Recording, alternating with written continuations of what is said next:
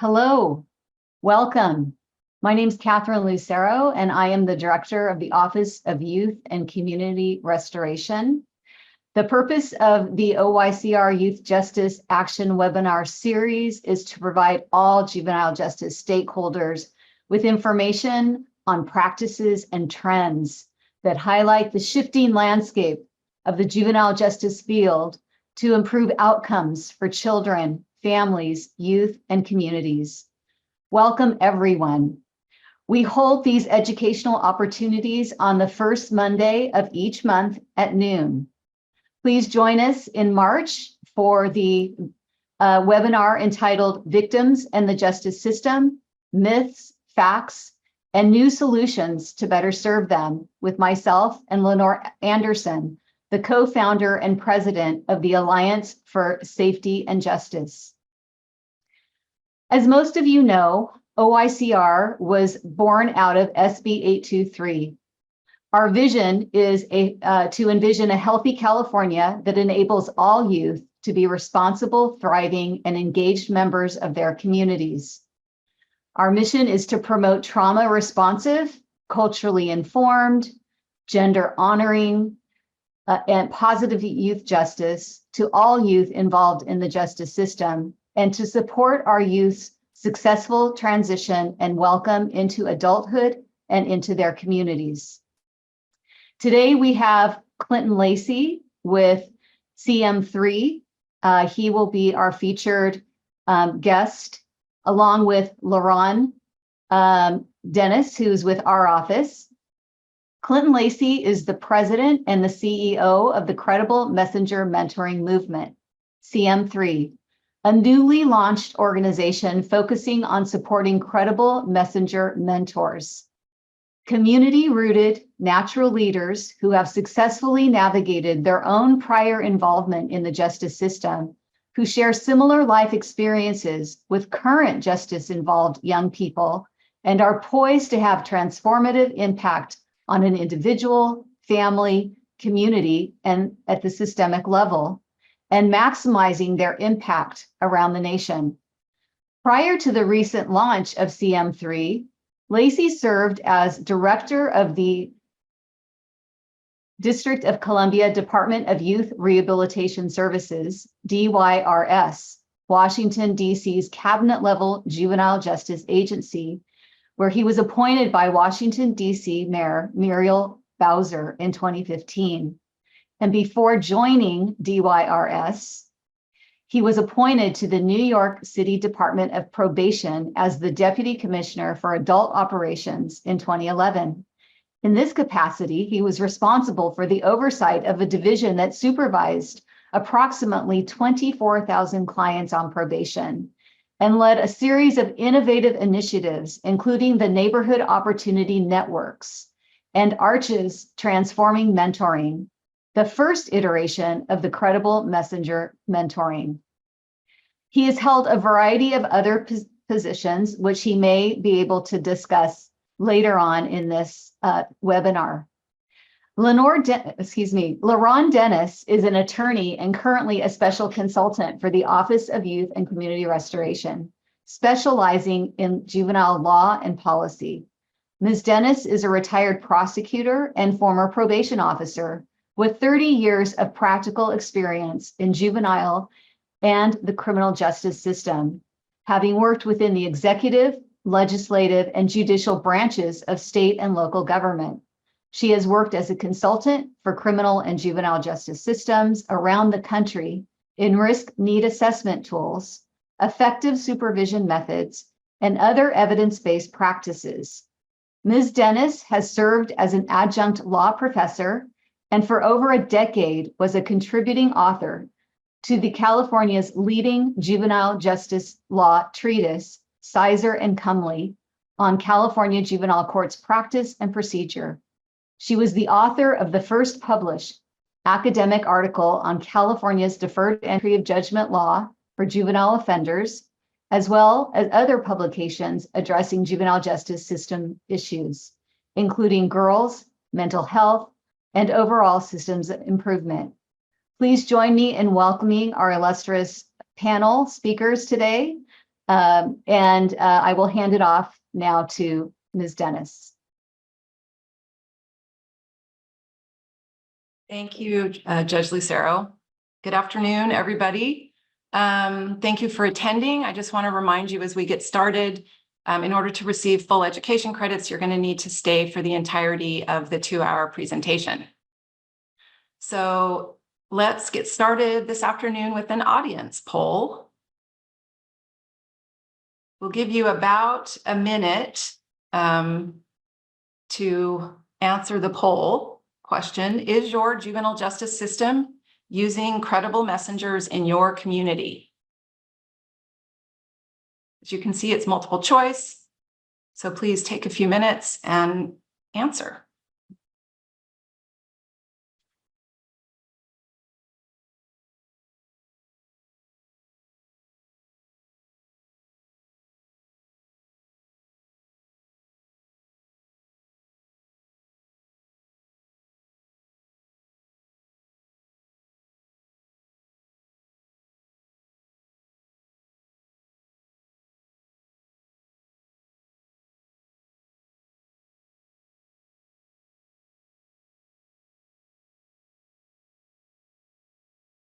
Well, it looks like almost half either have one or are in discussions to develop such a program.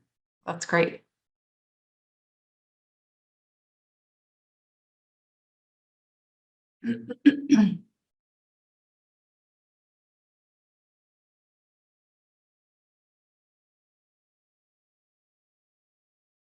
Hey, thank you, Austin. Okay, so I'm going to start out a little bit with just a quick kind of overview, a look at the origins of credible messengering. Much of the literature agrees sort of that the movement or the beginnings of credible messengers started with Eddie Ellis and others who'd been involved in the New York prison system. They were returning to the most impacted communities in New York, and they wanted to work with community members to be agents of change and help guide others in their community to opportunity that they didn't have. As you can see, it was they started around 1979, so this is not a new idea. And just as an aside, if you have any interest, I would highly recommend looking into Eddie Ellis. He's a fascinating person. He was in prison for over 20 years, and by the time he left, he had 2 associate's degrees, a bachelor's degree, and a master's degree. He advocated for educational opportunities for people in prison, and he and his colleagues did some of their initial criminal justice research on crime and community disadvantages and poverty while they were still incarcerated. So what is the credible messenger mentoring? It's a social movement of currently or previously incarcerated people, system impacted people that want to apply their lived experience to others. And the why. It's because trusted and relatable messengers have unique skills that allow them to engage and reach some of those hard to reach youths out there. And I think as we work with young people, we should probably keep in mind, sometimes it's not the message, it's the messenger. So next slide, Austin.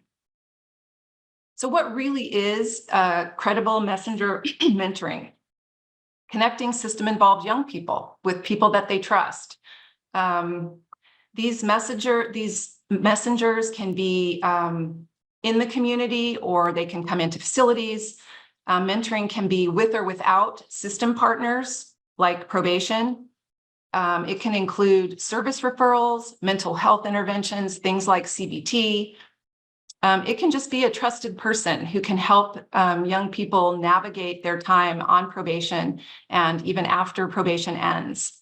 In the end, it's really just about building trusting relationships. Next slide. So who is a credible messenger?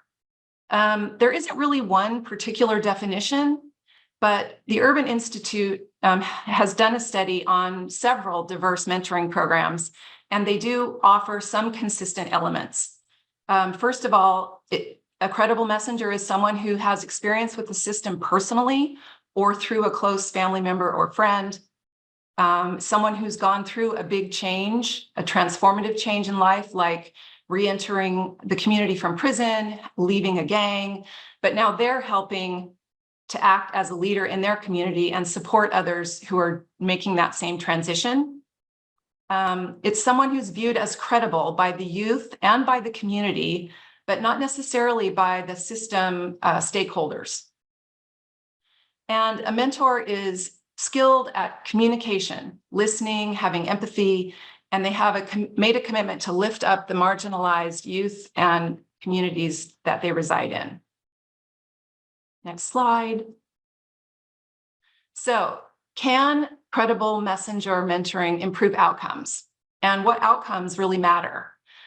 In addition to lowering recidivism, studies have shown that youth have other positive developments in their thinking and their behaviors, those CBT, cognitive behavioral therapy components, that often bode well for becoming successful community members. Things like an improved ability to control emotions, thinking more positively about their future, being more hopeful, and developing the skills that are needed to build relationships, engage people, communicate, and interact with others. And they get an increased sense of support and community connection. So while recidivism is understandably the standard that most criminal and juvenile justice studies measure, the things that are listed here are other significant measures that we should consider. And additional things like educational attainment, health and wellness should also figure into the improved outcomes equation that we're looking at. So there's not a lot of research on mentoring, but what there is emerging is promising. And I'm going to talk about a couple examples now. So first of all, as Judge Lucero mentioned already, is the ARCHES program from the New York City Probation Department. It's probably got one of the most rigorous study designs, and it may be one of the more cited of the mentoring program examples. There was a 2018 study done by the Urban Institute of New York City's ARCHES program. The program included mentoring for youth between the ages of 16 and 24 who were at high risk for reoffending. I would say this population looks a lot like our former DJJ population and our now SYTF population. This program has a CBT journaling component as well. So the findings from this study, as you can see on the slide, are that felony reconviction for ARCHES participants, when you compare them to their matched peers who were not in the program, were 69% lower 12 months after the completion of probation. And at 24 months after the completion of probation, they were still 57% lower for reconviction rate than their matched peers who did not participate in the program. Success was particularly noteworthy for younger youth, although even the older participants' rearrest for felonies and non-felonies and felony reconviction rates were also lower. Next slide. So I don't want to bore you by rattling off a bunch of statistics and research. I am going to make sure that we put the research publications that I talk about in the chat so that you'll have an opportunity to look at those more in depth if you'd like to. But because there's so little research out there, and it's not hard to see why, it's a fairly emerging science that's being studied, that's studying this, and the programs themselves vary widely in terms of their components. So it's difficult to compare sort of apples to apples when you're looking at these programs. But I do want to mention a couple that are in California specifically. So the first one is the Peacemaker Fellowship. This is an 18-month program where cohorts of what they refer to as fellows teamed with credible messenger mentors. The fellows were individuals that had been identified in their community as the most active firearm offenders, but they didn't currently have a case that was prosecutable. So in addition to that, participation in the program was not mandatory. So the program included daily credible messenger mentoring, case management and social service navigation, and a CBT skill building approach. The first study that was done in Sacramento by UC Berkeley in 2018 found that 90% of the participants had no new gun charges at the completion of the 18-month program. a study by the National Council on Crime and Delinquency in 2015 of the Richmond program found that 79% of the participants did not have any new gun arrests at the completion of the 18-month program. And it also showed some of those other important measurements like life skills, acquisition of job skills trainings, and being able to find work. Next slide. Oh, actually, Austin, sorry, you can stay there. The Healthy, Wealthy, and Wise program was based in the city of Oakland. It was a program that they were able to implement through a Cal Violence Intervention and Prevention grant. And it was run by one of the local City of Oakland CBOs, Community and Youth Outreach. And it was designed to supplement the city's already existing life coaching programs for particularly high-risk participants. So HWW uses Thinking for a Change as well as mentors. And they basically convened cohorts of about 25 young people at a time from East and West Oakland who were at high risk of or already had gun violence records. And they did this for 14 weeks, each 25-person cohort.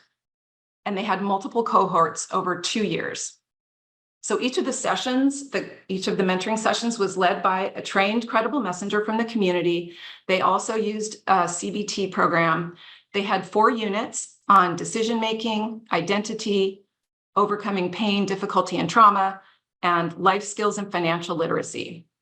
So in the 12 months following the program, across all the participants, there was a 69% decrease in arrests compared to the 12 months before they participated in the program.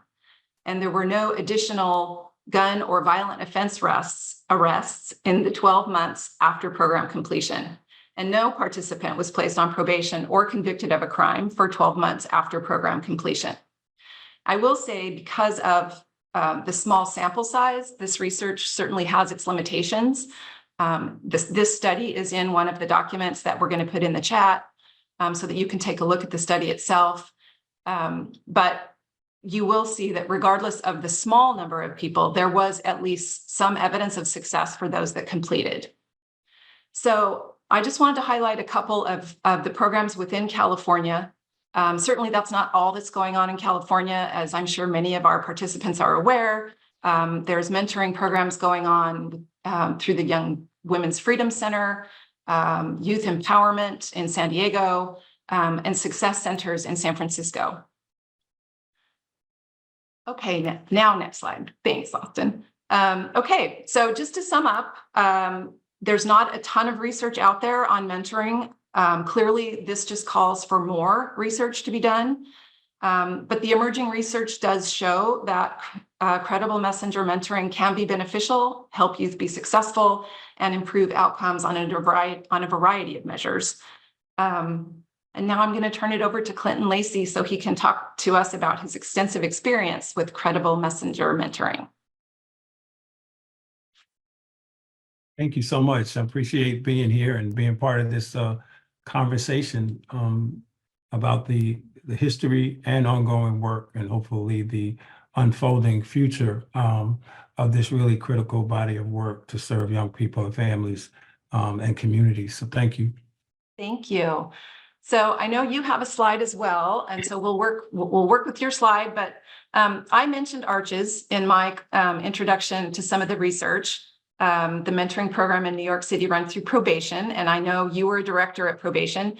So can you tell us a little bit about your history and how it's now led you to CM3? Certainly, yeah. And thank you for the question, and thank you for sharing, some of the history. And so when we talk about credible messenger work and start to unpack it, I think it's important to say that's really valuable history for us when we talk about Eddie Ellis, a person who spent over 20 years in prison, of course, for a crime that he continued to assert his innocence. But while there in the 70s, as you showed, still in prison, he didn't get out until 92.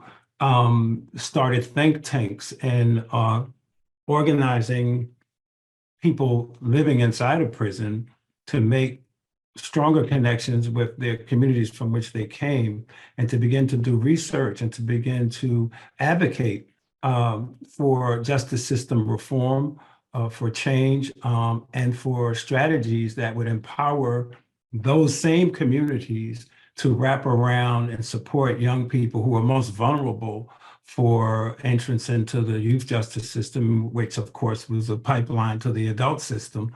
And so Eddie is one of the pillars, one of the people who, for me personally, but for thousands of others in New York and nationally, by the time he came home in '92, he became very active, started an organization called the Center for New Leadership, which was staffed and run by formerly incarcerated and otherwise marginalized people. It's important, though, that history stands as a key example of what was taking place around the nation, right? So there were other quote unquote Eddie Ellis's. There were other people who had a history of impact, of history of incarceration, whose communities had been marginalized, who through that experience became leaders and voices and started to argue for and demonstrate that the answers and solutions were in fact in the very communities that were seen simply as the sources of problem, the sources of crime, the sources of pathology,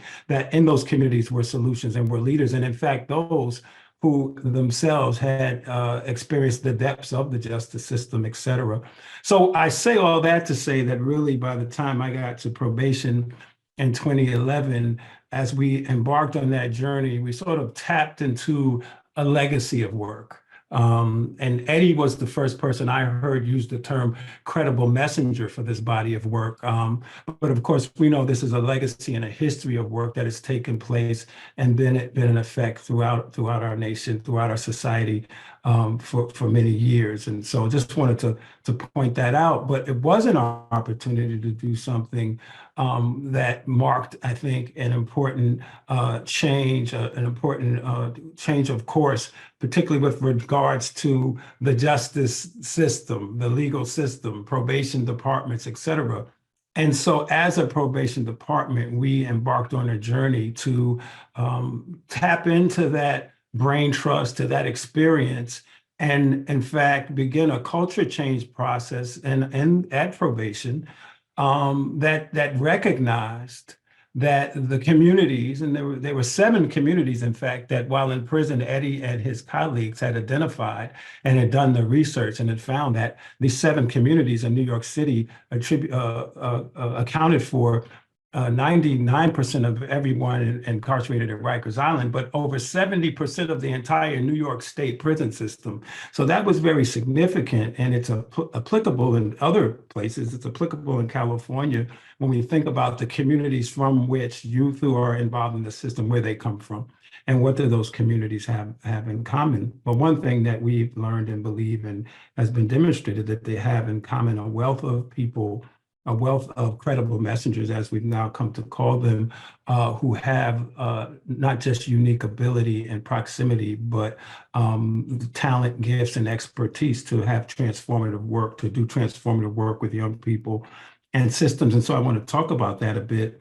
So as we embarked on that journey in New York, and I had met Eddie in '92, fast forward to 2011 when I became deputy commissioner after having, among other things, worked for several years at the W. Hayward Burns Institute, really addressing racial and ethnic disparities in the youth justice system, and seeing that even at the tables of reform, where there were some important reforms happening, that often absent from that conversation were the communities, were the people most impacted. Those voices and perspectives were absent. And so we decided that we would not just acknowledge that there were leaders and answers in the community, but that we would invest in that leadership and leverage that leadership to surround our young people who were most vulnerable for further penetration into the justice system. So in New York, of those 25,000 people, nearly 8,000 of them were 16 to 24-year-olds. And so we were really focused on youth and young adults. They were the quote unquote highest risk. They were the most vulnerable. They had the most violent offense histories, et cetera, et cetera. They lived in those 7 neighborhoods that continued to account for the highest rates of violations of probation and the highest rates of incarceration. And so we launched an initiative called Arches, which focused on hiring, training, and supporting credible messengers to essentially serve as a frontline wraparound source of engagement and support for young people.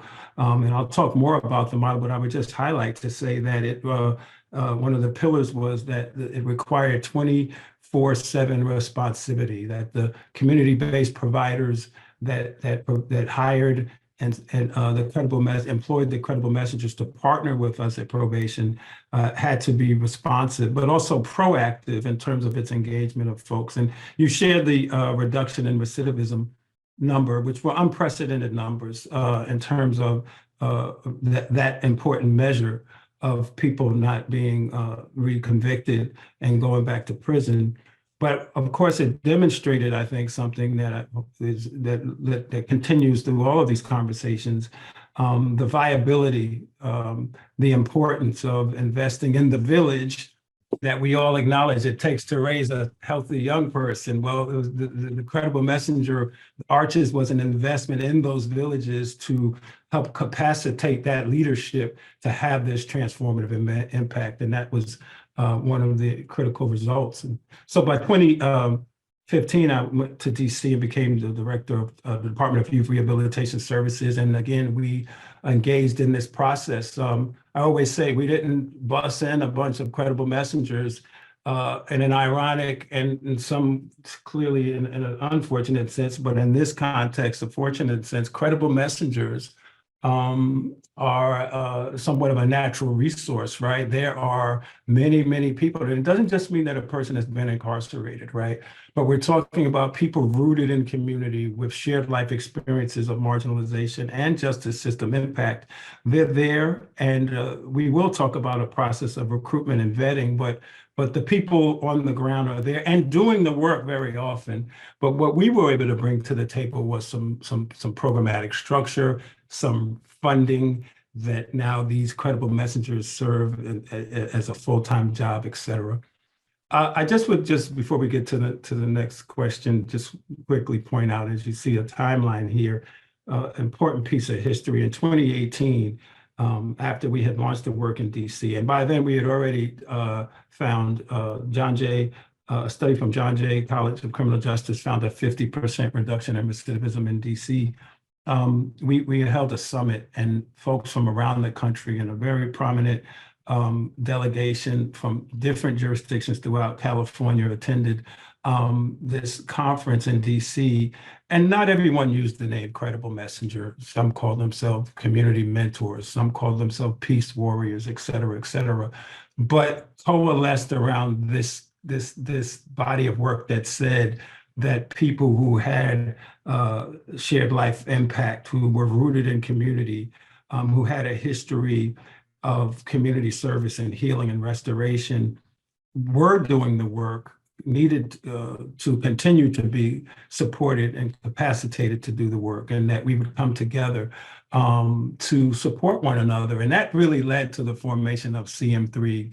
3 years later, in 2021, I resigned from DC and started Credible Messenger Mentoring Movement. That's the CM3, as a group that would really focus on advancing and supporting the expansion of Credible Messenger mentoring, as we'll call it. And I'll speak more momentarily about unpack what that is.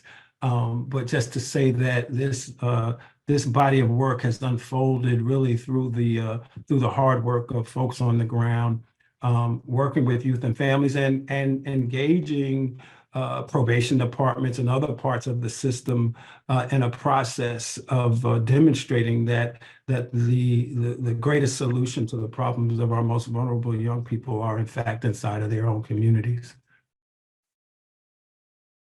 Okay, well, so I talked earlier, and you just kind of talked a little bit about defining credible messengers and mentoring. Sure. It's different things, different places, different people. So how do you define credible messengers and your work at CM3?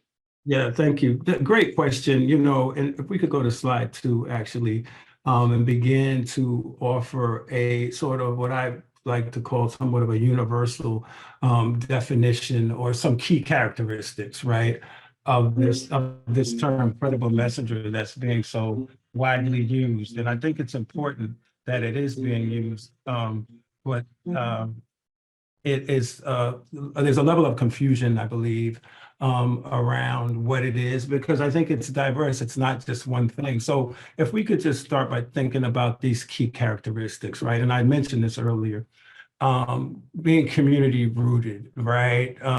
We talk about people indigenous to their community with roots, with insight, with relationships, which is perhaps the most valuable currency in all of this work.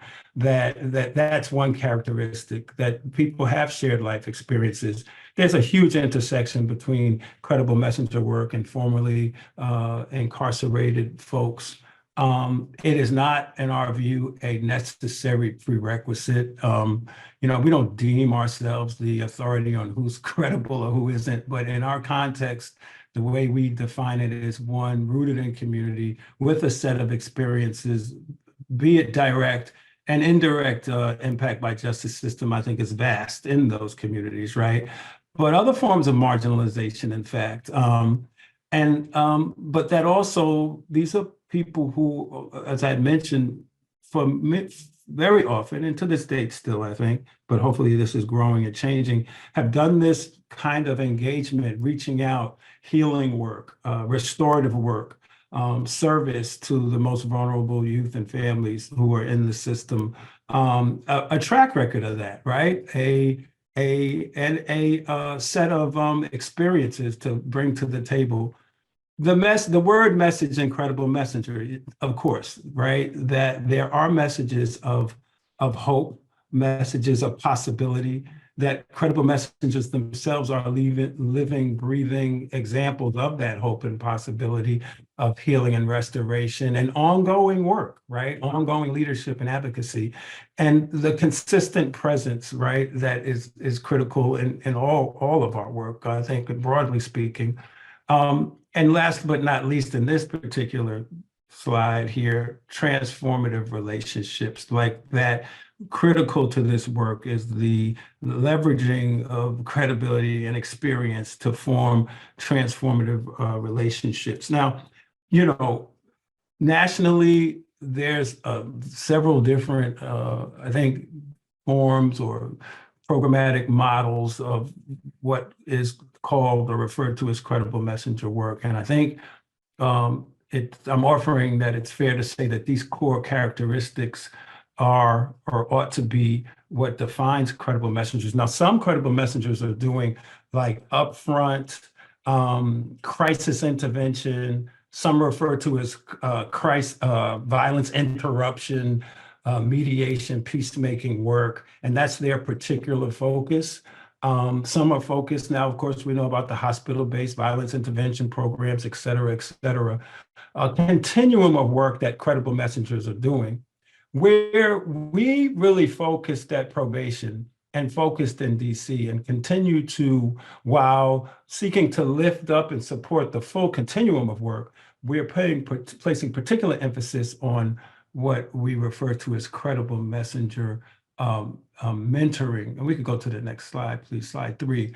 And this is a part of the continuum that is really speaks to a deep, long-term relationship, right? So that a young person who's justice impacted is engaged with and supported and in relationship with a credible messenger who makes a long-term, not just the crisis intervention, which is critical, right? Not just the stabilization, right? Not just those key pieces, but then answering the question, who walks literally and figuratively with that young person and their family over time to sustain their healing, restoration, progress, to support them, to co-navigate with them, to help them identify their own dreams and plans and short and intermediate and long-term goals. And so these characteristics speak to what's also referred to as transformative mentoring. A body of work, as I speak, I know resonates with so many people who've done this work for many years. I was particularly also influenced by the Mentoring Center in Oakland, who was doing transformative work.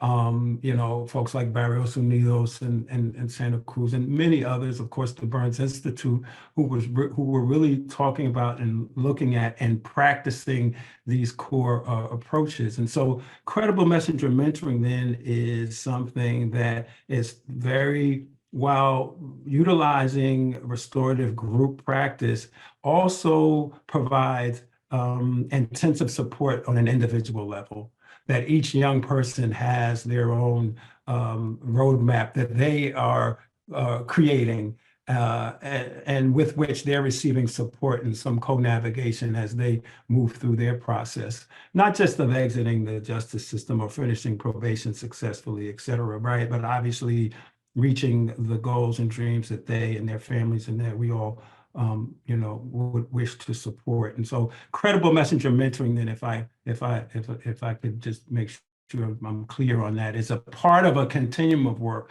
but that's the body of work where we're placing a particular emphasis in this conversation. Okay, well, that kind of is a perfect transition. As youth are transitioning and off of probation and still have this long-term relationship, that's a process. I was hoping that you could walk through with us some of the processes that a jurisdiction would go through when they're trying to stand up a credible messenger program. Like, for example, I think one of the big questions is recruiting and vetting of the credible messengers themselves. Right. Yes, great question. In continuing to continuously unpacking and describing this body of work, it's been important also to support and protect the integrity of the work. And it's not scared straight, right? Some people, if we remember that failed approach, it's not life for former incarcerated people or people in prison doing life, putting kids in a room and screaming at them, which some would reduce it to that. It is, as we've tried to describe here today, and which is being demonstrated, right, a expansive body of work that is really centered on healing and restoration and support and co-navigation, and which of course intersects then with the work to help reform and transform justice policy and practice, right? That is part of this equation. So credible messengers then also are working to support, and I'll give some examples about that, culture change, policy change, right? On the part of systems, et cetera, to in terms of how young people and families are impacted by, the administration of justice in our society. Recruitment, of course, then is something that is important because there are many people in the community doing the work or wanting to do the work, and it's really important that we continue to expand opportunities. The need is clearly there for young people and families, and for systems to engage credible messengers. And so the question of vetting certainly comes up, and I think it's an important one. This work, as we've tried to describe, then requires a long-term commitment. It requires that someone is able to be present consistently, that someone in their own healing and restoration path is well. And I say that about all of us, right? That in any of the work that we're doing, we need to be well to be able to do that. We need to be able to be consistent, to be reliable, and to be responsive, et cetera, et cetera. And so these are the types of things that become really important for us in terms of vetting. And this is not to be exclusionary, but it is to have a high standard for the calling, for the role, for the responsibility, and I'll talk a bit about some of those responsibilities. And so part of a vetting process, of course, has been offense background history, right? And so from jurisdictions, starting in New York and DC, around the country, as we continue to support and facilitate process to help people expand the work, this question of offense background certainly continues to come to the table. And from state to state, there are sometimes legislative barriers, often legislative, sometimes policy barriers that might be could be addressed through other ways, but these are often in place and have to be discussed. And ultimately, in each jurisdiction, in each state, at least, there has to be a conversation relative to what those barriers are. We have in our body of work, and beginning in New York, and then similar in DC, essentially the only offenses that were subject, or categories, I should say, of offenses that were subject to exclusion by nature of the offense were crimes against children, sexual crimes relating to such of that nature.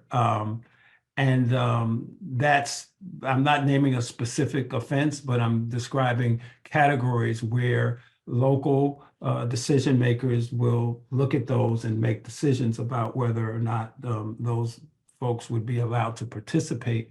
Other than those categories, though, and some places crimes such as capital crimes have come up. As a body of work, every jurisdiction does that background check. What we have found to be most important, though, and I would argue more important, is what we call the community background check, or what we may even sometimes call the street background check. Like not what did this person do previously and perhaps serve time for, et cetera, et cetera. What is this person doing now? Where are their community references? Who are they in relationship with? What's their body of work? And some folks, it's been a body of work that they did in prison. Outstanding credible messengers who were faith leaders, teachers, substance abuse counselors inside of prisons and in the community as well. So that vetting is what's most important. Is a person stably housed? Are they secure and stable enough that they can be relied upon, et cetera, right? So this becomes then, I think, the most critical body of vetting to ensure that folks are in good position to be reliable, to be consistent, to be well enough to support healing and wellness on the part of young people. And that's a process that, frankly, from the beginning, and we really formalized it in DC, that the senior credible messengers, credible messengers who've been doing the work, serve as on the committee of vetting, right? Like the credible messengers become the greatest protectors of the integrity of the standards of the work. It's not something that's imposed upon them by systems that's rejected. They themselves, embrace this need to maintain high standards and integrity. And in fact, people are rising to the occasion. And so hopefully that begins to answer the question around vetting process. It's something that we take very seriously, and that credible messengers and folks serving young people, to speak broadly, take very seriously. Who are they engaged? Who's surrounding and supporting their young people? So I would just say the community-based organizations and credible messengers, including CM3, build that into our body of work. If we look at slide number 5, it sort of segues into, so recruitment, vetting, but training and development, right? So clearly there is a wealth of expertise that's being brought to the table by credible messengers through their own experiences, personal experiences, experiences and service to others, et cetera. Just this huge wealth of knowledge, of wisdom, of understanding, of experience. But we are very intentional about continuing to pour into the toolbox, and some folks may often have particular notions when they hear the word credible messenger. I mean, there's credible messengers with advanced degrees, with expertise in various areas, right? So you don't want to assume or sort of paint a picture that, you know, credible messengers are all folks who, you know, didn't finish high school or something to that effect, right? There's many who have attained, you know, various types of training and education. So I just want to say that. But as a particular training for credible messenger mentoring, we really focus in on some key areas here, as you see described here on this slide, and things that we can all recognize, you know, as you see, highlighting these areas and then going into some level of depth around these models that we're familiar with and that we, you know, think are important for them to understand and to continue to do ongoing training and development in these areas. You know, the last the box on the third column and the last two, life path planning, fundamentals of care coordination. You know, this is an area of credible messenger work that, again, we associate with credible messenger mentoring. So the credible messenger, not just as doing the critically important work of crisis intervention and violence interruption, right? And then going back and stepping away now and handing young people off to the quote unquote professional. No, credible messenger as a critical part of what often would be called case planning, right? We call it life path planning in a culturally appropriate way. Fundamentals of care coordination, right? Some of the pillars of case management work, right? And then co-navigation with young people through their process of healing, restoration, and connections to services and supports that associate with their individual plan, right? So now this is work that's familiar to us, but that we haven't often thought of credible messengers as the ones doing it. I want to say that credible messengers have always and continue to do their work and collaboration, and partnership and communication with various professionals and experts in various fields, be they clinicians, social workers, et cetera. So this work isn't done in isolation. I don't mean to suggest that. But in fact, the credible messengers help connect young people and families to some of the particular types of support, service, therapy, et cetera, treatment that may be appropriate in that case. But that speaks to, you know, begins to paint a picture of the depth of this work, and therefore why this training is so important, and ongoing, of course, right? Ongoing training and support as they go through that process. So, Clint, I want to ask a follow-up to that. So this is sort of the training and development for the mentors that you that are recruited. You obviously don't do this work all around the country by bringing in and dropping out of thin air mentors. So when you go into a place and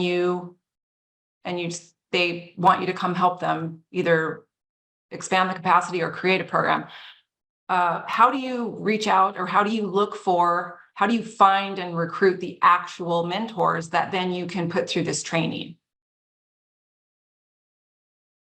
Well, so these are folks often who are part of, known to, you know, community-based organizations, particularly grassroots organizations on the ground doing this work. You know, many of these organizations have people leading them or working there who, if we look at these characteristics, we'll say, oh, credible messenger, right? And so they are part of the fabric of the community. They are part of the fabric of the advocacy and service community as well, continually so.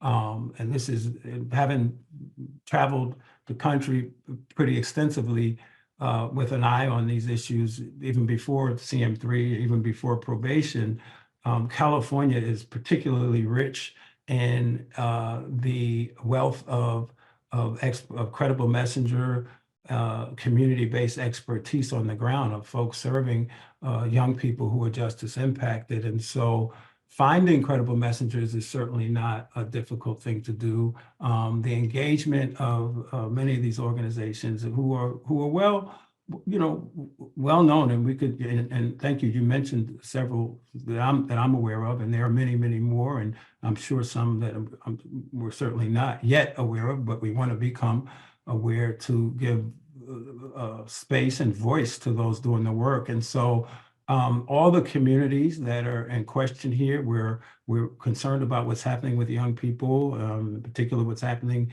with the justice system and young people now who are particularly, starting with, or focusing on young people who are doing long terms inside of secure settings, and throughout the continuum to those who are in the community. There are the resources, the credible messenger resources and community-based organizations are there. I think this conversation helps to hopefully move us further down the road of capacitating and resourcing organizations and credible messengers who do this work, and connecting the dots, right? And continuing to build a continuum and connecting with not just individual organizations, but of course, coalitions and collaboratives, which are also very rich in the state of California. If it would be helpful also, and I don't want to get ahead of you, LaRon, but I was going to talk a bit about some of the roles and responsibilities of credible messengers. That'd be awesome. Yeah, if we could go to the next slide, I just wanted to highlight slide 6. Yeah, highlight just a few things, and maybe this at this point is repetitious to some of what I said, but I just wanted to make sure that we, took a quick look at, again, the roles and responsibilities in terms of forming relationships and providing intensive one-on-one, but also group, restorative group experiences. Just to repeat again, the 24/7 responsivity, I think is critical, right? So obviously, needless to say, this isn't a 9-to-5 job, right? And if I haven't said, it is a job, though. I mean, it's more than a job. We know it's a calling, it's a passion, it's a body of work, but this work has expanded. And as we were able to start doing in New York, and others, these started as part-time jobs, but became full-time employment for people, with then all of the sort of implied substance or support that would go with that in terms of growth trajectory, right? Support, ongoing training and advancement, these kinds of things that are part of it. Life coaching and co-navigation, and as we said before, about the connection to services and supports and opportunities.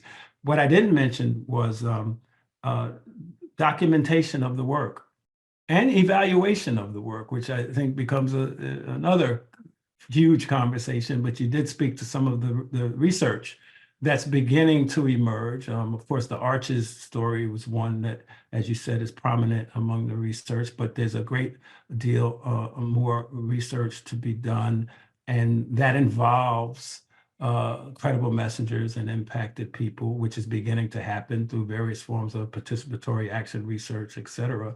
But the documentation of this work becomes critical, right? And I think we all agree that, how do you document the contact? How do you document progress on the part of young people?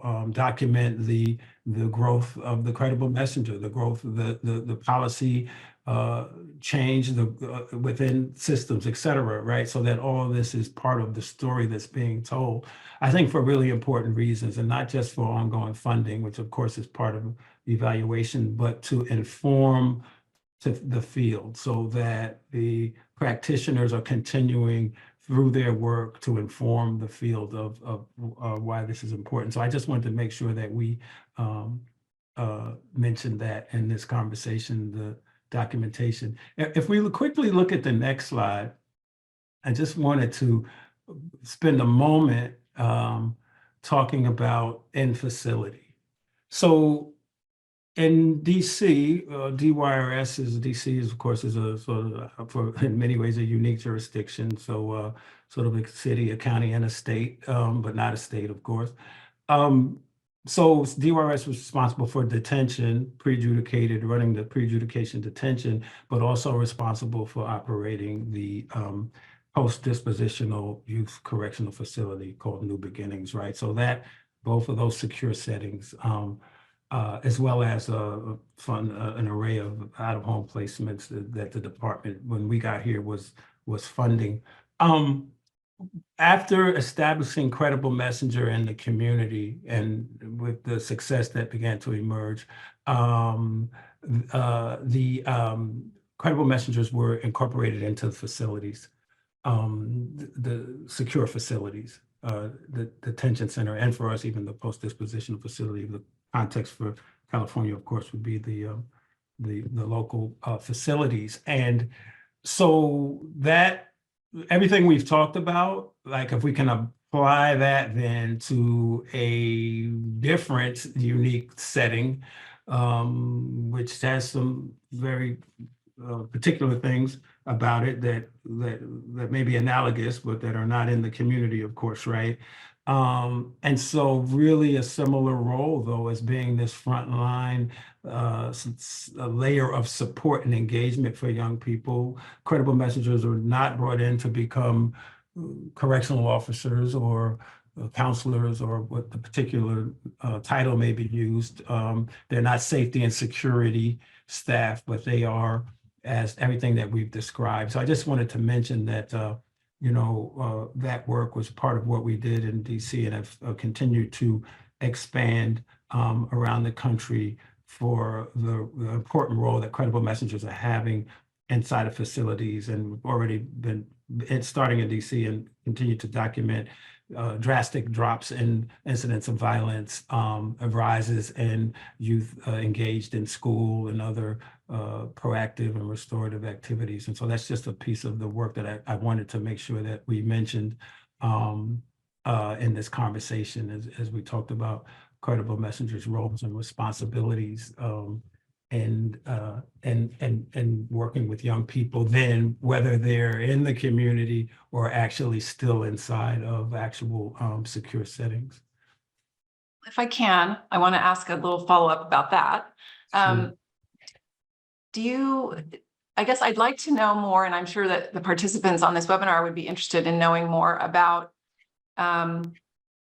working, because you worked as a part of the probation department in New York, and you worked in the Washington, D.C., in the administration of the facility there.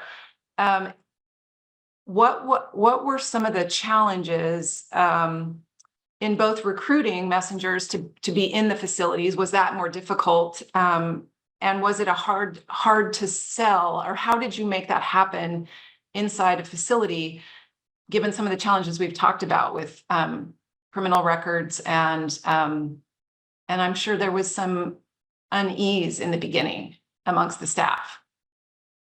Yeah, absolutely true.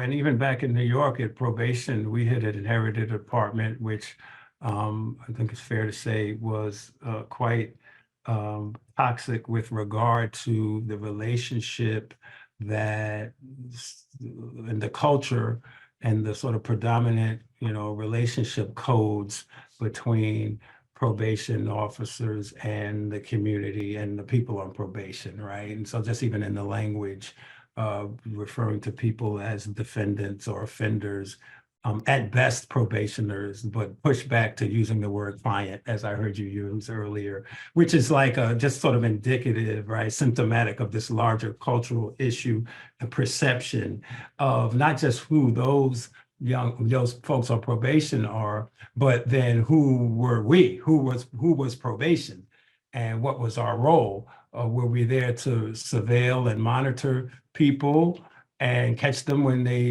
did wrong, or we were there to provide a layer of support and access to resources, employment, education, et cetera, right? The debate was, are we social work or are we law enforcement, right? I remember that in New York, and I think that's an ongoing, if not explicit debate, an ongoing sort of challenge. And so of course, we took the approach that we understood that probation officers had a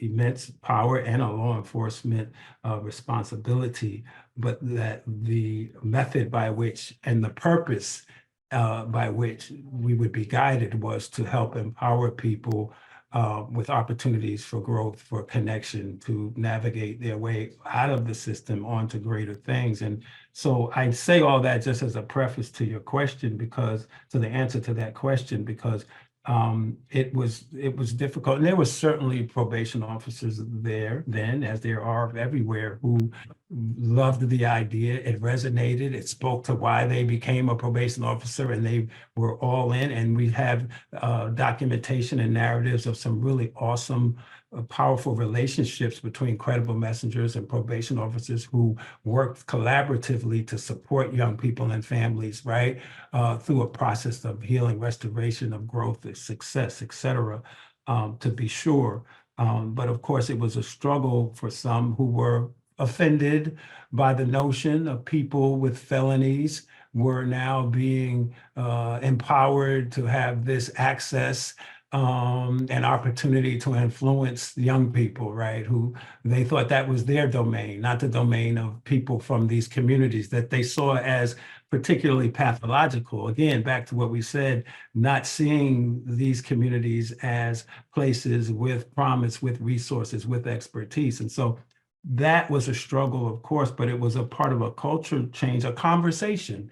And ultimately, the best way that conversation took place wasn't just in a training room, and we did a lot of training on trauma-informed care, on community engagement. But I think the real growth took place, and the real relationships and the acceptance, and not just acceptance, but real sort of maximizing this opportunity came through relationships that were formed between probation officers and credible messengers, right? And so that became really powerful towards the outcomes for young people. But I think it was really empowering for everyone involved. The probation officers felt they were able to be way more effective in what their ultimate goal was in terms of trying to support the success of their clients. In DC, a similar thing, a different sort of culture, a different local political context than Washington, DC, but nonetheless still a challenge that had to be addressed. And we took that head on in DC and did extensive team building and role clarification. No, the credible messenger isn't here to take your job. The credible messenger is here to do their job, which as a community representative has a unique set of principles and approaches. And yes, as a staff person, as one working inside a facility, or as a in DC equivalent for a probation officer for us was a case manager. Yes, you have expertise. Yes, you have something to bring to the table. And yes, you may even be from the same community and had a set of experiences. And yes, you may have your own type of credibility, but the probation staff are not the credible messengers, right? So that conversation, the people in authority can and should do that work in a very effective, right, way. But there is a special role for a community to play, credible messengers, that only they can play in that role. So these kinds of conversations to address threats of job loss or threats of being displaced or being undervalued, you know, and we just did it by putting people in the room together and talking, and various types of obviously facilitated efforts, but ultimately through being in spaces together, working around to support young people. And we started to see a extensive degree of, you know, buy-in and understanding and appreciation for this, what they began to see as this incredible resource this incredible opportunity to support this young person in this family, that only this added, credible messenger presence could bring. So that was the struggle. I don't want to romanticize it, right? Because, I was the I was the director of DYRS. I was the director, and so had some level of authority. And so we were able to bring the credible messengers into the facility because we said so. But we couldn't just make people respect each other and trust one another. That had to be built. That had to happen over time. And so that is the process. And it's a process that's taken place around the country. It's taken place in California now, in a few jurisdictions, and a few places just to name, in Alameda, in San Francisco. Credible messengers are working inside facilities. And of course, we've embarked on that work in LA County as well. Great. Well, thank you for letting me just derail you there for a second. Okay, so we've talked a little bit about the process of from developing the credible mentor side of it. What's your methodology and approach to get engagement from the young people? Yeah. And that then becomes the power and the sort of magic or the medicine, there's different words we could use, that the credible messenger brings to the table.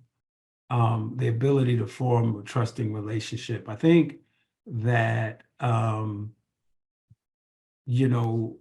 course, young people, and times change, generation, new stimulus, new body of information, new challenges, right?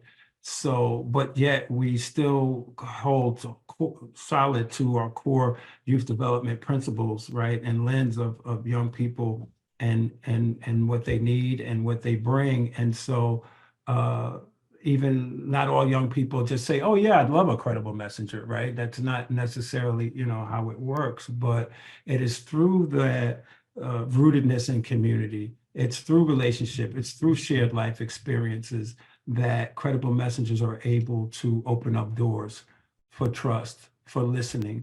Of course, in our training, and any credible messenger and anybody who's involved in this work knows that, the credibility can open up the door, right? But it's the message and the presence that keeps the door open, right? And so, it's important, and that's why this work is not just about shared life experiences or shared marginalization. That's a critical component of it, but it's about leveraging the trust that you can build through that credibility, right? To maximize that opportunity now to build and help to help that young person to be empowered, right?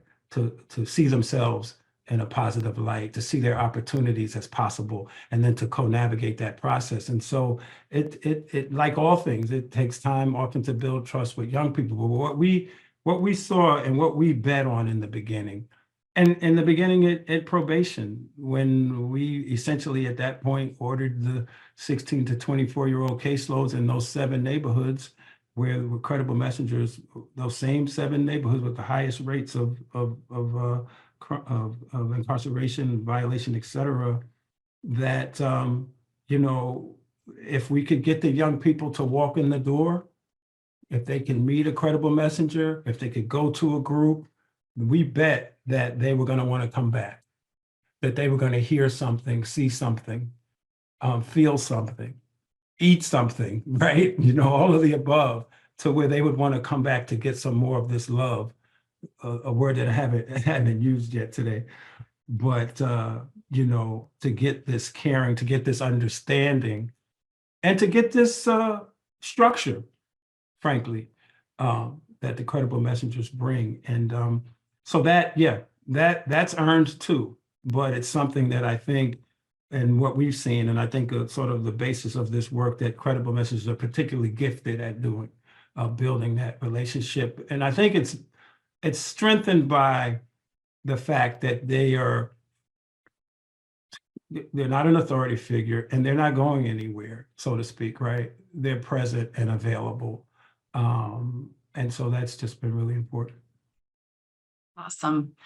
Okay, so we've talked a little bit about what it is and some of the processes and who these folks are. So can you share some of the challenges or the barriers that you've come across as you've been out there helping develop these programs? Yeah. And I think you just spoke to one is, sort of getting past prejudices, biases, fears, right, that are associated with this conversation.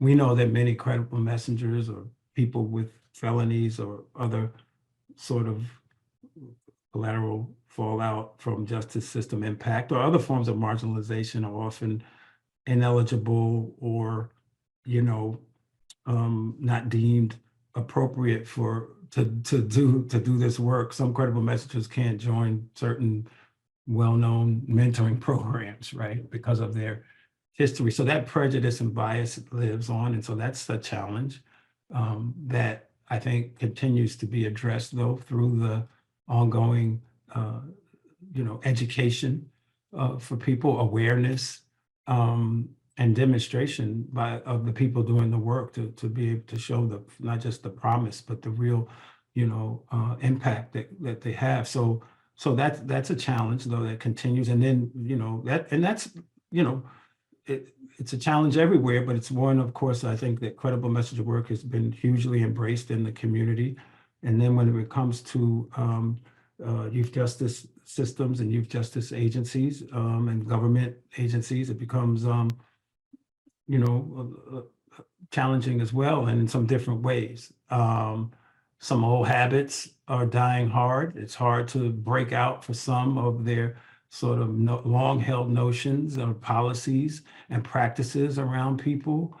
Some people hold fast to the idea that a person, with a felony shouldn't be even in the same room with somebody else, that they like it's some sort of infectious disease.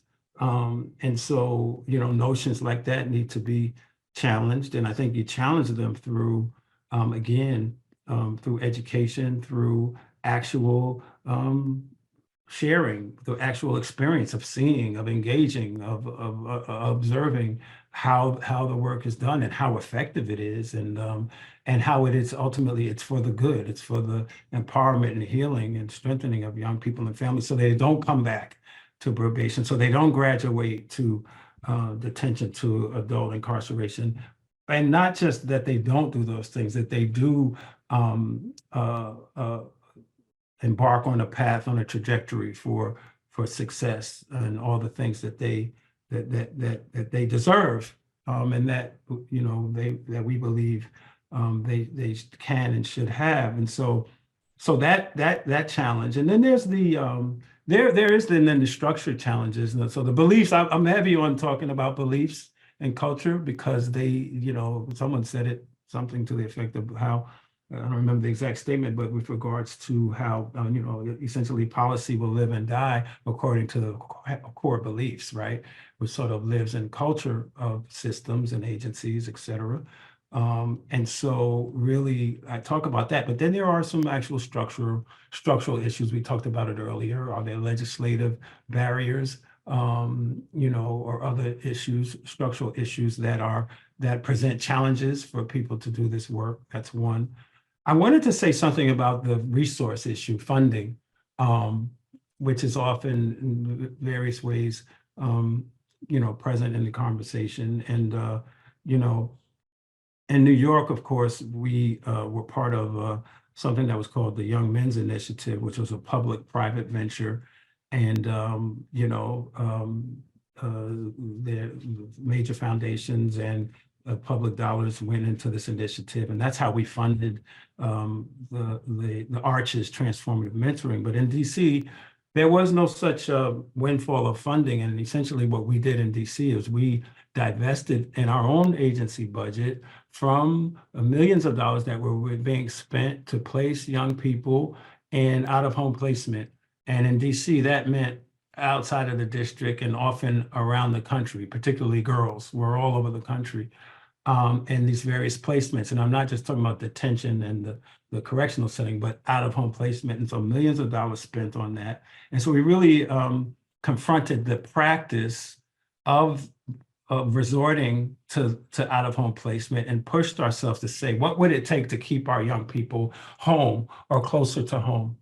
And we then, from divesting in this wide array of out-of-home placements, and we reinvested those dollars, most of them, those which we were able to keep, into our Credible Messenger initiative, and that's how we paid for it. And so the wager was, if we can invest in the village's capacity, if we can invest in credible messengers and this continuum of support in the community, these same kids won't have to go away. They can be safely kept, safely and effectively kept at home, or as close to home as possible. And I just share that story, our little justice reinvestment experience, right, as one which is just hopefully helpful to the conversation, whether it's finding the dollars or generating the will, the political will, or prioritizing, because there's many priorities, we know, prioritizing investment in this work. I think that's been a challenge nationally, but one that we believe can be overcome through decisions that are made based on what we hope is growing and emerging as a effective body of work that's worthy of investment. So those are I think are some of the key challenges. Along those lines, one of the specific ones I was talking about, and it may be related strictly to funding, but I'm thinking also maybe logistically.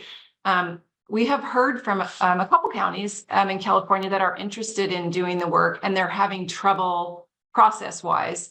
So can you talk a little bit about the challenge of capacity building with the mentoring programs themselves, sort of scaling them up? It can't just be based on money alone, right? So yeah, capacity building for the organizations, for the providers, right? So so often the resources that become available, it's been a huge challenge. And maybe I should have mentioned that. It's a great question. How do they reach the quote unquote ground? How do they reach the organizations that are best positioned to do the work, are doing the work, but are struggling with infrastructure?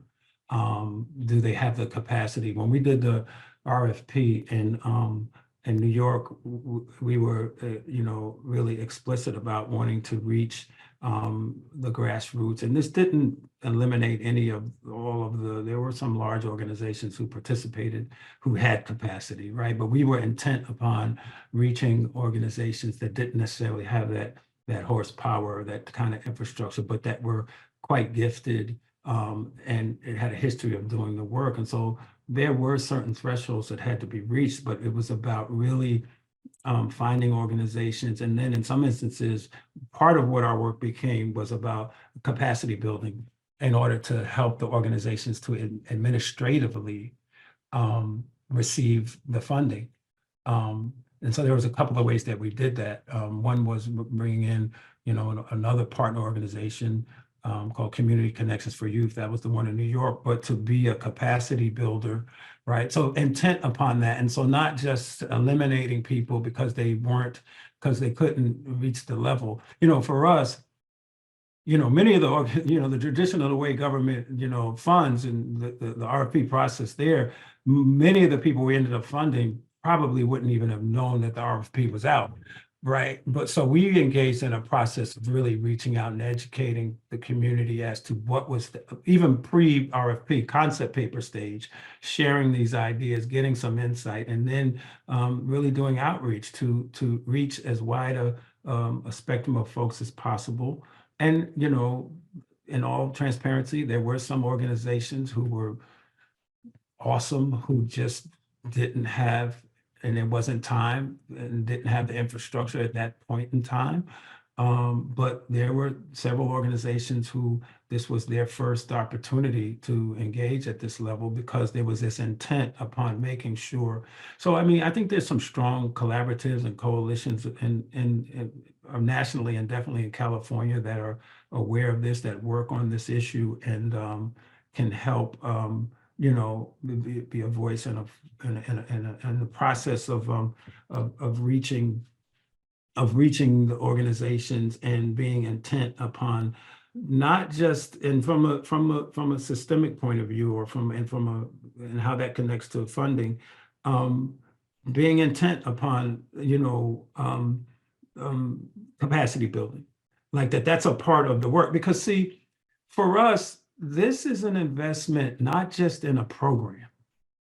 It's not just to invest in an effective, credible messenger program, which would be awesome, right? Because you're going to see some great outcomes for young people, right? And some great policy change that helps to support outcomes for young people. And there's a number of people who are ready to do that. But this is also, I think, on a next level, this is about building greater community capacity, expanding that capacity.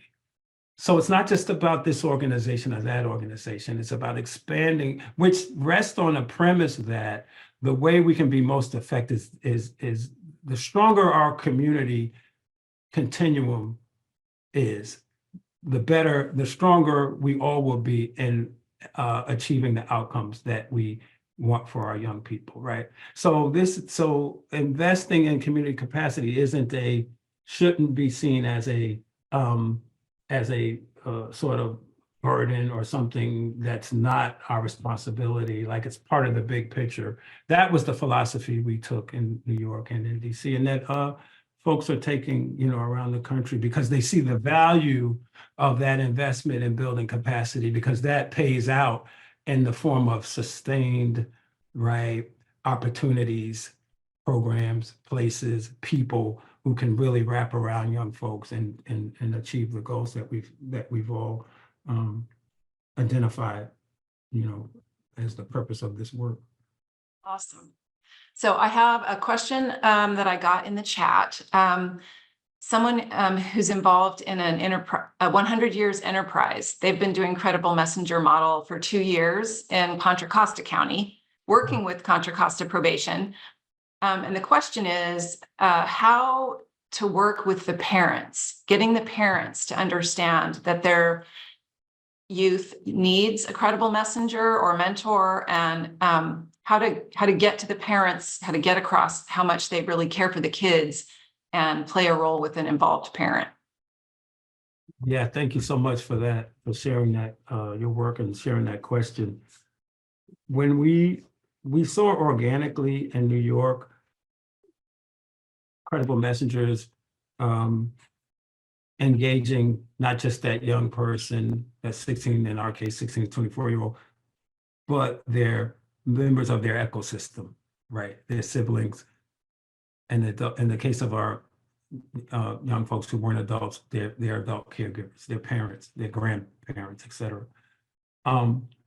And with great promise and outcome in so doing. And of course, it wasn't surprising or news to us, right? That, and of course, for too long, too often, systems have sort of worked with individuals as these sort of individual, clients, but not as a person who's part of this broader, right? And so in some ways, the youth justice system, which is another conversation, but in some ways marginalizes parents and families, right? We know that happens in some ways, we know that. So we in DC, we became much more intent on equipping our credible messenger providers with the resources to have credible messengers who were there primarily for the family. So in DC, a young person committed to DYRS had their credible messenger, but their grandma or their adult caregiver also had a credible messenger. And then this spoke to an expansion of the diversity of the credible messengers. So in DC, we started to see more diversity amongst generationally. We had grandmothers who were credible messengers, folks who had experienced what these grandmas were experiencing, had their own personal experiences. Of course, they had their experiences as caregivers, parents of folks who had been impacted by the system, et cetera, who were now the credible messenger to, in some instances, to young people, but sometimes to the mom, to the dad, to help them, right, through their process. And so helping to capacitate them to be, present, well, stable, strong enough, employed, et cetera, to be the parent, the grandparent, the caregiver that they wanted to be. So that became an important part of the work, an expanded idea, and then an expanded initiative that credible messenger providers now had a team, and members of that team were assigned to the family, siblings, and caregivers. And so that we had the opportunity to do that, and it became a really important part of the work. And I think it spoke to and speaks to that particular question about, acceptance and engagement. But it speaks to the bigger question too of, again, this work is about capacitating the village, which is the family, which are the neighbors, right? Which are the credible messengers. And so that for us was a really important piece of the work. And so it's one that we certainly encourage, and again, funding and resources become an issue. And like I would just say, and maybe needless to say, even your question about reaching folks, trust issues in the community too, right? I mean, how many times has the community been, how afraid are folks in the community, right? Trust issues, how many times have they been failed or lied to, et cetera, right? So that's a process. That takes time, that takes trust building, the same way we talked about building it with young people or building it with probation officers, right? So yeah, and I know you all doing that work know this, but that investment of time spent with the wider circle of family and support circle, biological and otherwise, is really an important part of the work. Okay, so people are messaging me in the chat privately so that I can ask these questions. So I have one other question I'll ask first. Can you talk a little bit more about how the relationship between probation officers and the credible messengers can be developed? So I don't know if this means probation officers in general, or custodial facility detention officers and probation officers, or you can talk about both.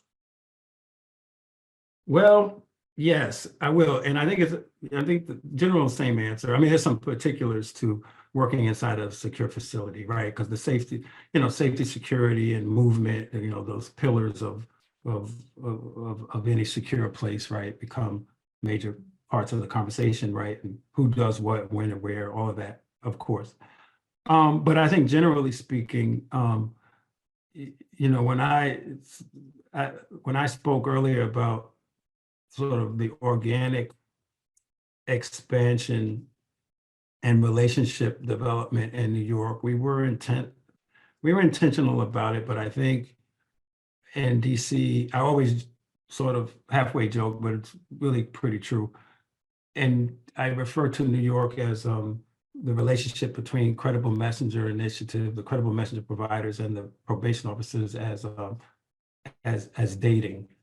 And that, because we essentially ordered the POs to refer their kids to these groups, and then in the groups they had their individual credible messengers. And I'm simplifying it, but and then out of that organically grew these relationships, because the credible messenger would come report with the young person or reach out to the PO, et cetera, et cetera. That happened, and again, there's some beautiful narrative about that. In DC, I always say, we didn't take the dating approach, we took the mass arranged marriage approach. So we was like, we're getting married, folks. And so let's get ready and let's meet our partners. So we did a more robust, intensive, longer set of orientation, team building, role clarification was so important, right? To address fears, biases, misconceptions on both sides, right? To ensure that, and I'm not I'm not trying to make them equivalent or the same types of biases and concerns, but what I'm saying is there were such issues on both sides, and so that had to be addressed, and we took it on a much more holistic way. So before we really implemented the initiative in DC, we spent quite a bit of time on putting folks in rooms together in various types of retreats and team building exercises and a lot of work to humanize the situation, to move from ideology to, people. And which is not to say that there weren't core principles that were important, but which is to say that to get people in a room to start working through the barriers, talking through them. And of course, there were challenges ongoing, right? This wasn't like this didn't happen overnight. There was, there were backsliding on shared agreements. There was sabotage. Let's be real. There were instances of problematic sort of activities and behavior after there had been agreements and established processes. That's not news to any of us, right? So implementing anything. So that was part of the process. But this aggressive, intentional, robust approach proved to be really important, right? So that we could really kind of not hope and wish, but that the training changed hearts and minds, but that we could really work through stuff. And then what we did was we kept an open, ongoing process as issues arrived. So we didn't retreat back into just silos or retreat back into, antagonism, but that we could confront issues, concerns, and figure out a way to get where we needed to go. Were there instances of compromise, of course, right?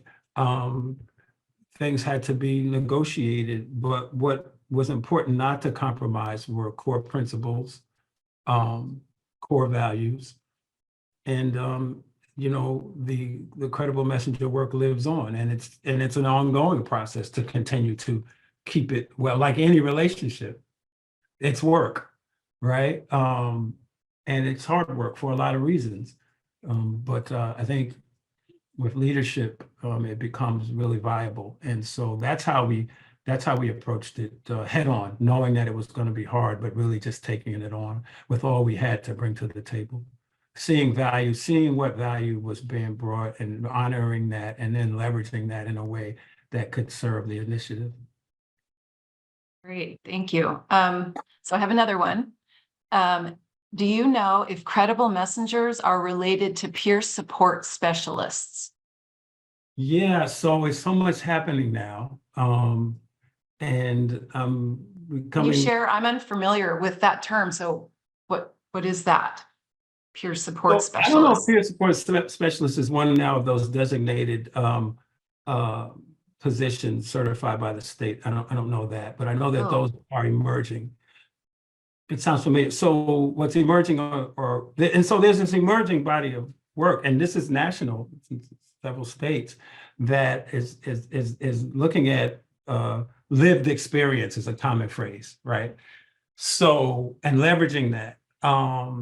And so I think if we look at the characteristics of credible messengers, when we talked about that, we're going to see that intersection. We're going to see like, yeah, that's when we're talking about someone who does that work, like it really intersects with the idea of what a credible messenger does.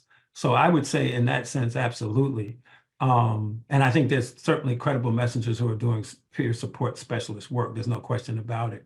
And that particular work has a set of protocols and requirements and objectives. And so I'm certain it resonates.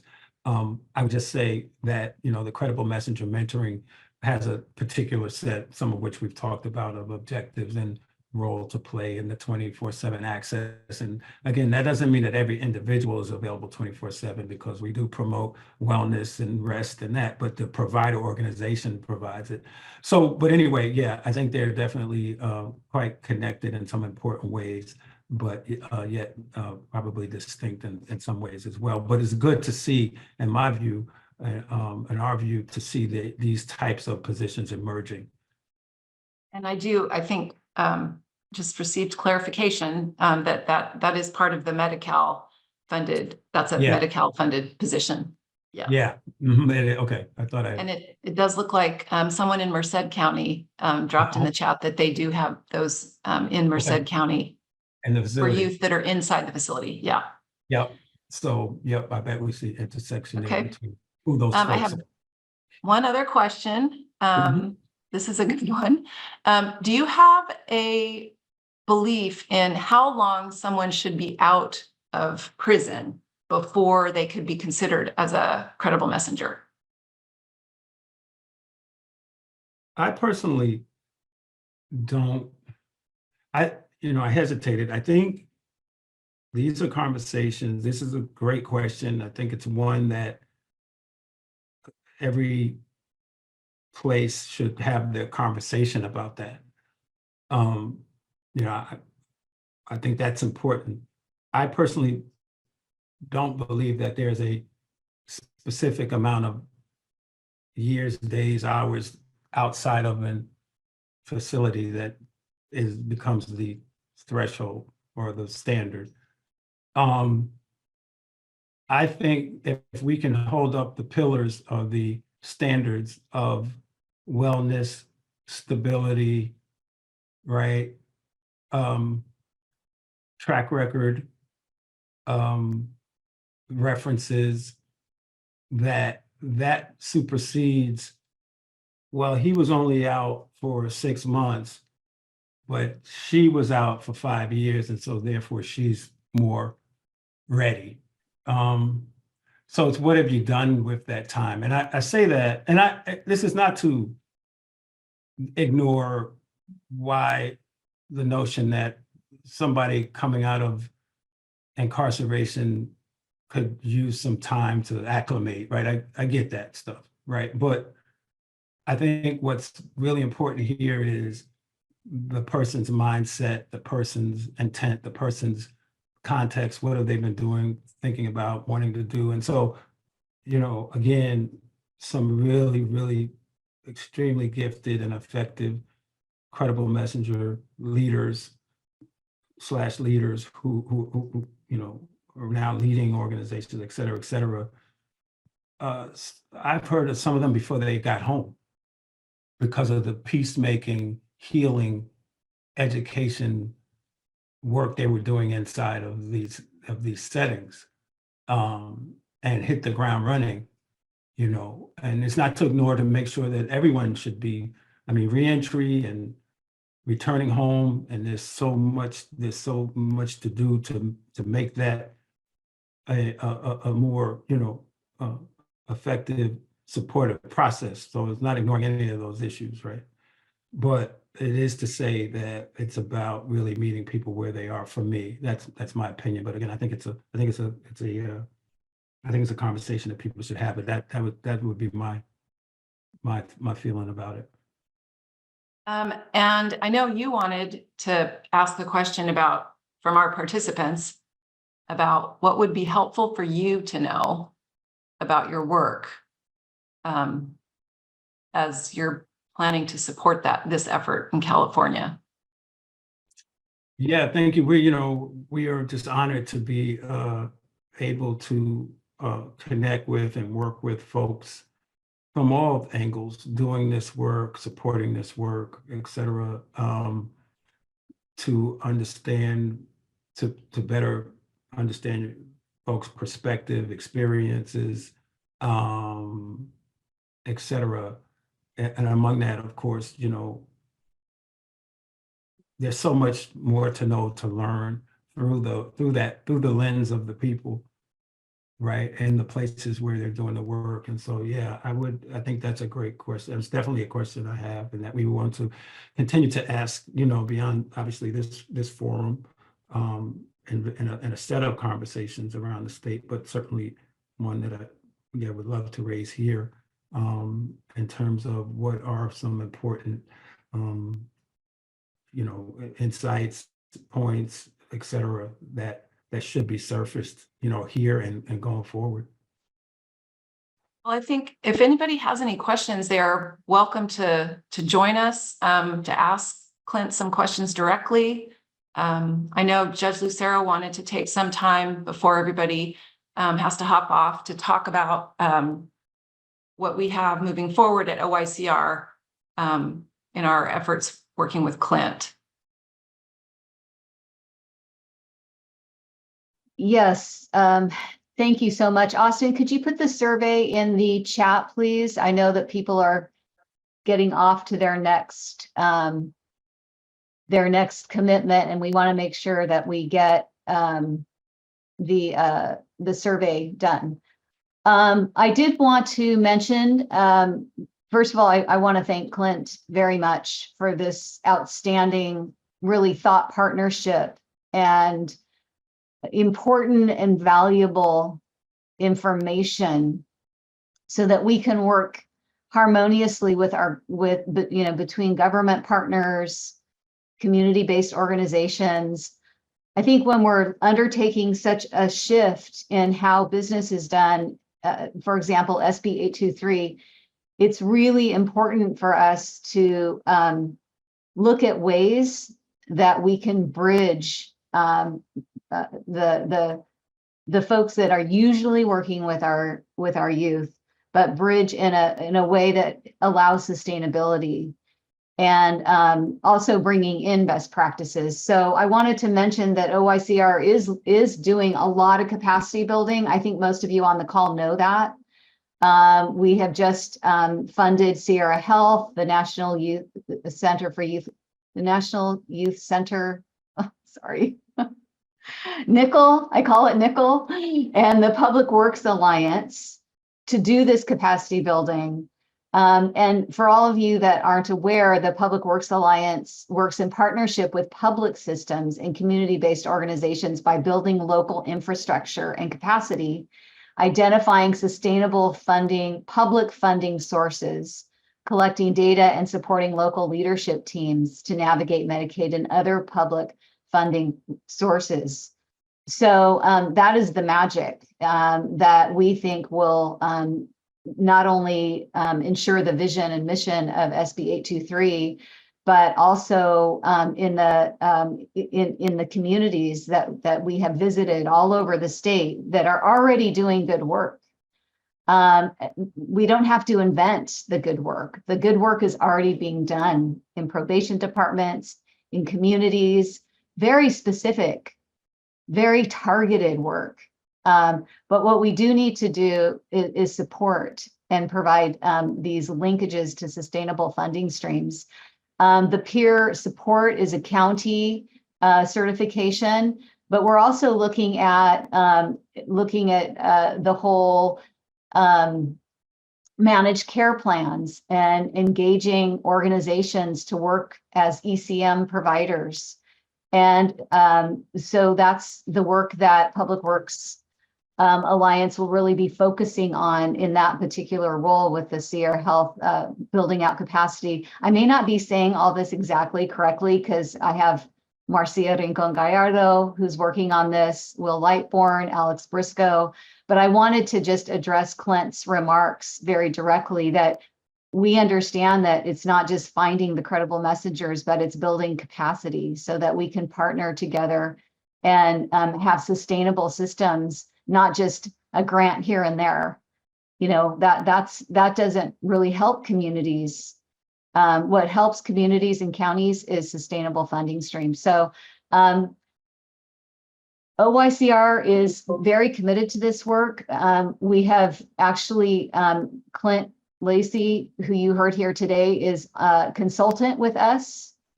And we want to engage and facilitate statewide credible messenger expansion, working with the key community and system leaders who are also committed to doing this work.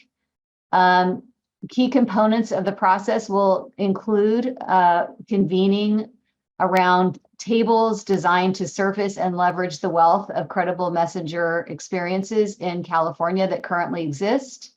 the facilitation of webinars and other opportunities to advance the understanding of this body of work, and capacity building, training, and technical assistance to specific communities and systems interested in implementation of the credible messenger work.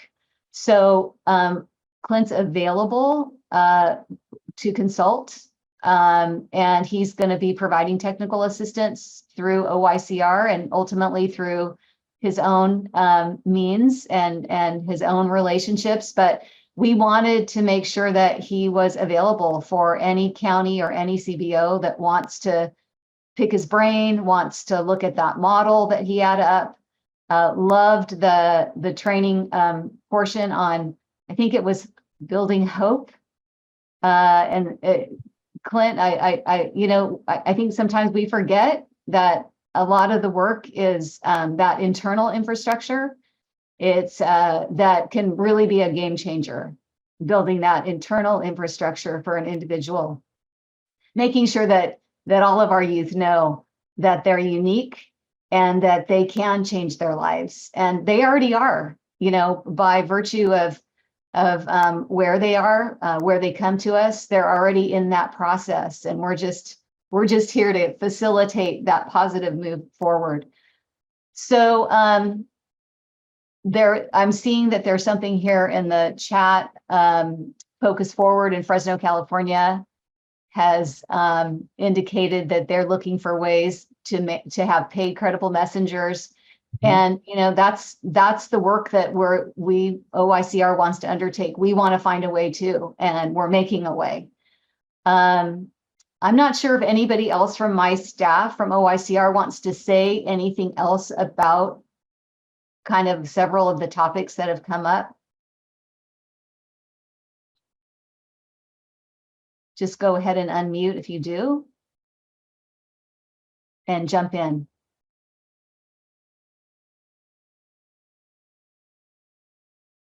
I would just suggest if people have any ideas about how Clint and OYCR can be helpful as we plan this work going forward, if you just want to drop those comments in the chat, then we can have a transcript of that. And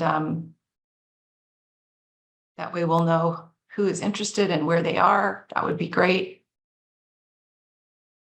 Director, and to the audience, this is Marcia Rincon Gallardo, the Chief of Systems Change and Equity. I just wanted to say that part of the work that we'll be doing with Clint in California is he's going to do a series of roundtables, regional roundtables.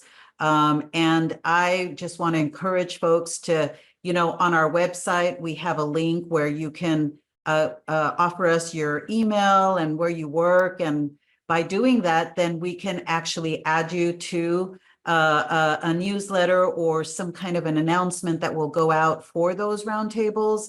We're really excited to have Clint join us and to be able to establish what are credible messengers already doing around the state. What are your best practices? What are you doing? What are the gaps?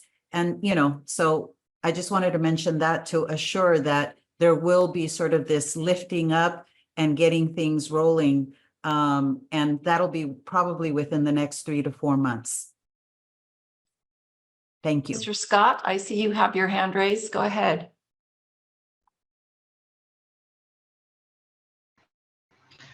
I'd just like to say thank you for allowing us to come and great insight on the Credible Messenger program. I am Patrick Scott for 100 Years Enterprise. Credible Messenger County. My question today is, as we expand with the mentorship program that we provide for Casa County, particularly Lacey, is the vexing process of, yes, fighting credible messenger is a task in itself, or should I say men in general, that has lived experience. We've learned through the practice and also being able to mentor young men that you have to have certain, how can I just say qualifications, but have a unique ability to connect. And I think for what my experience with Casa County and working with the young men that I do personally, is that yes, again, you was talking about the program or how you go about being a professional, or what to look for, can be very, very interesting in regards to who qualifies. Because once they get, what we come to understand is once we go through a vetting process, then we have to actually walk them through the process of allowing them to show what they know and how they know. So it's interesting. I just wanted to ask you a question in regards to the vetting process of being how we would know or determine who has it to be a credible messenger. Yeah, no, it's a great question. I mean, so that process is really, and like other work, it's an interview, and we meet with the way we've done it and encourage folks to do it is, there's like a small panel of credible messengers, or people who are helping to put together the program.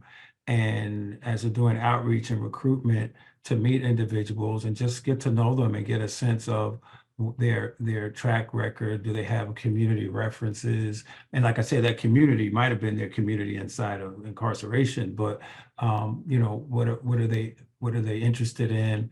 What are they up to? What have they been doing? And then there's a level of stability. We want to make sure folks, and some people are going to be great credible messengers, but it might be in about 6 months or 90 days, because right now they don't have a stable place to live. So, they couldn't necessarily be relied upon to show up or do X, Y, or Z. So things like that. So it's not just about vetting out people who are still, the sort of popular notion when people sometimes, I'm not saying you saying this at all, but when people ask about vetting is, well, is that person still in the game? Are they still in the streets? Are they still involved in violent activities? Are they carrying guns? And sometimes that can happen, right? So you want to make sure that folks are in a place where they can be that role model that they need to be and that they can be relied upon, right? But sometimes it's not just those kinds of things. Are they sort of emotionally ready or spiritually ready, or is the integrity intact? Yeah, of course, that's important. But sometimes it's just more practical issues that sometimes might need to be sorted out to help a person get to the point, So I think we approach the vetting from a point of view of, again, not being exclusionary, but really helping to ensure that folks are in a position to play this really important role. And if they're not, what can be done to help them get there? So hopefully that can help a bit. I'm happy to talk more offline too about it. So please take the evaluation, and we'll take one more question. Maria Martin has a question. Hi, thank you guys so much. Today has been really awesome. I really appreciate all of the input and the extra, just a lot of information. So it's been great. I'm really interested in how do we do better to support our credible messengers. We come across a lot of different situations that can, trigger some post-secondary traumas, and just wanting to make sure that we're doing what we can do to help with debriefing and checking in. And I make it a point to, we meet with our mentors bi-weekly. We have standing meetings with each of them individually, and then I have a couple small groups. But I've noticed that there are sometimes our credible messengers, or anyone who maybe just has life experience, is just having a little difficult time, and just wanting to make sure I'm giving them the space and the time to work through that. So training on that so that we could do better and learn to do better, I think, is what I'm more interested in. Wow, thank you so much for that question. It's really great. And I'm glad you mentioned it, because I didn't speak much about it, but that's so critical that, and part of the training and development with credible messages is, of course, self-care and building a culture and a support system within an organization, but also surrounding that particular organization, but other key stakeholders, right? To your point, and in your question, that we're intentional about supporting our brothers and sisters, our folks doing this work, right? So that is in the form of bringing a lens of understanding to what this work is. This is not a 9-to-5 job, right? So the nature of this work requires a unique approach to supporting people doing it. Is there a growth trajectory for people? Are they marginalized in the organization where they work because they don't hold a particular status per se? Whatever that might be, sometimes that raises its head as educational levels or experience. Is this their first time employed in a formal setting as such, right? To the degree of formality exists. These kinds of questions, are we creating a culture where there's an opportunity for people to grow, right? But an opportunity for people not be marginalized and then not to be exploited. Right. And so we see too much exploitation. Unfortunately, it happens of credible messengers who are thrown into the sort of metaphorical proverbial fire, right? To do this really intensive, difficult work, but what's the level of support for them while doing it and support for them to keep them sustained in the work, right? So these kinds of issues I think are so important, and I think there's a role for everyone to play in this, that we value this work and the people doing it and treat them as such. That they get the support, they get the growth opportunities, they get the training, they get the pay, right? These kinds of things that we would attribute to or think would be important for other critically important roles that people play. Well, this is one of them, and this is one that's continuing to emerge. And I think that question there is really an important one that we keep present as we continue to build out the work. So that's all the time we have. I want to thank those of you who stayed till the very end. We had a great turnout. We will keep you posted. If you are not already on our listserv, please make sure that you let us know if you want to be signed up for the listserv. And have a great month until I see you again. Thank you. Take care. Bye-bye.